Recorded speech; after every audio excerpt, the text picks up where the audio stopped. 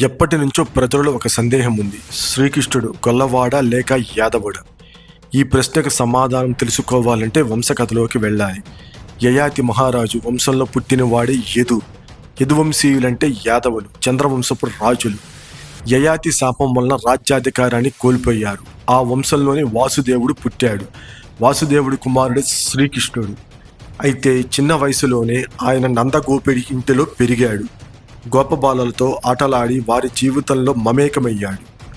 దీనివల్ల ప్రజలు ఆయనను గొల్లవాడిని పిలిచారు.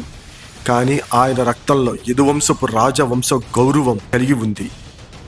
కంసవధ తర్వాత కూడా ఆయన స్వయంగా సింహాసనాన్ని అధిరోహించలేదు. ఉగ్రసేనుడనే రాజుగా కూర్చోపెట్టి తాను పక్కన ఉండి రాజ్యకార్యాలు నడిపాడు. కాబట్టి కృష్ణుడు వంశానుగతంగా యాదవుడు, జీవనశైలిలో గొల్లవాడు. అందుకే ఆయనను రెండు అంటారు.